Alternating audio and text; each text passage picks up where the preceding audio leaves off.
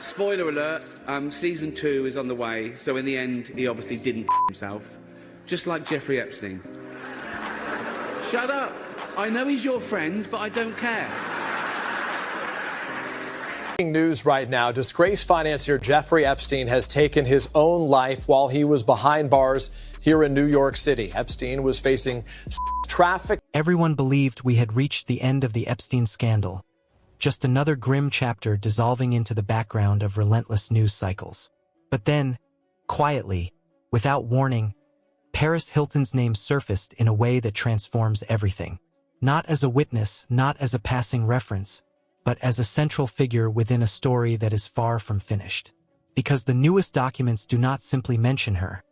They place her at the center of a network struggling to remain hidden. The Justice Department has finally released some of the highly anticipated Epstein Files. More than 300,000 pages of documents related to the late convicted sex offender were made public today. They include photos, flight logs, grand jury testimony, and a lot of heavy redaction. And if the documents are accurate, she isn't the only one with reason to worry. The real question isn't what she did years ago. It's what she may still be trying to hide. It began with a single interview only weeks back. Hilton spoke with the Times and did what she has done for years, brushing off the accusations with a casual flick of her manicured hand.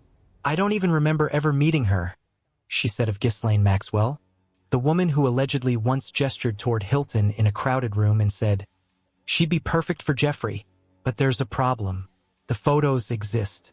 There's the 2000 image from the Anna John fashion show in New York, where a 19-year-old Hilton stands between Maxwell and Donald Trump. All smiles, all access, all opportunity. And now, as the latest batch of Epstein Files becomes public, that image is no longer just history. It's evidence. Broke moments ago, the Democrats on the House Oversight Committee have released photos from Jeffrey Epstein's estate. We're getting dribs and drabs of this, and we had some pictures already, and here's some. There are some that show Donald Trump, Bill Clinton, Steve Bannon, Bill Gates, and others. None of the released images depicts any sexual misconduct. None is believed to depict underage girls. It was not immediately clear when or where they were taken or... The timing could not be worse. Just last Friday, the Department of Justice released thousands of pages from its Epstein investigation. Some were redacted, others were not. All of them explosive. Among the files was a 1996 FBI complaint from an artist who accused Epstein of stealing private photographs of her underage sisters, then threatening to burn her house down if she spoke out. Her name was redacted, but attorneys later confirmed it was Maria Farmer, one of the very first women to report Epstein to authorities. That single document proves one thing: the system knew. And if the system knew in 1996, who else was present when those warnings were ignored? But let's rewind to Hilton, because while she plays the amnesia card, the paper trail tells a different story. Christopher Mason, the composer who revealed the claim in the 2020 docuseries Surviving Jeffrey Epstein, didn't invent his account. He described a moment where Maxwell was searching for young women, focused on Hilton, and allegedly remarked, "God, she'd be perfect for Jeffrey." Mason's friend, who was with Maxwell that night, confirmed the exchange. So when Hilton shrugs it off and calls herself easy clickbait, we have to ask, is she really that forgettable? Or is she counting on the public wanting to forget? Meanwhile, the files keep coming. This week, Democrats on the House Oversight Committee released emails in which Epstein himself claimed that Trump knew about the girls. Breaking right now from the New York Times on Donald Trump and Jeffrey Epstein. They think they've got him this time. They've really got him this time. Here are some highlights. Hold on a second. My team's sending me the name of the article. It's Don's Best Friend: How Epstein and Trump Bonded Over the Pursuit of Women. And left-wing X is going nuts over what's in this article right now. Breaking news is coming in from the New York Times right now about Donald Trump and Jeffrey Epstein, and they're signaling this could be the moment they finally have something substantial. Here are the key points. The article, titled Don's Best Friend: How Epstein and Trump Bonded Over the Pursuit of Women, is sending left-wing commentators into overdrive. It claims that Trump allegedly spent hours at Epstein's properties.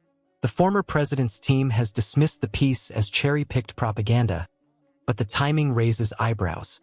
Trump, who once called Epstein a terrific guy and partied with him at Mar-a-Lago, now says he doesn't care if the files are released, even as his administration missed its own legal deadline to make them public. Coincidence? Or damage control? Then there are the photographs that weren't redacted. Bill Clinton in a hot tub with Ghislaine Maxwell, Michael Jackson and Diana Ross alongside Epstein, and others like Woody Allen, Larry Summers, and Prince Andrew, all appearing within the same social circle. All deny wrongdoing, yet all were there. The Department of Justice maintains that no politicians' names were intentionally blacked out, but more than 500 pages were returned completely redacted. The question remains, what's hidden in those pages?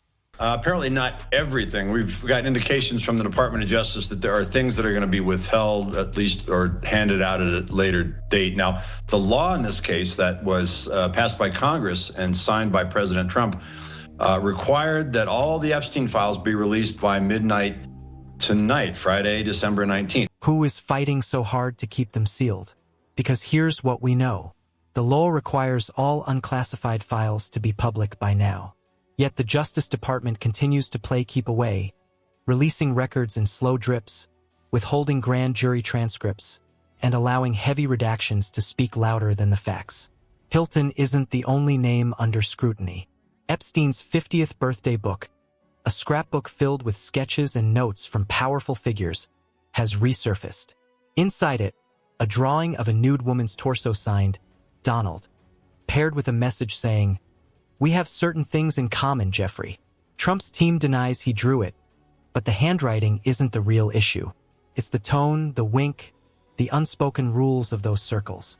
What happens in the inner ring stays in the inner ring until the files drag it into the open. And then there are the new photos, the ones from Epstein's Island, the dentist's chair in a room lined with masks, the chalkboard scrawled with words like deception and power, the flight logs showing trips to Little St. James, where survivors say the worst crimes occurred.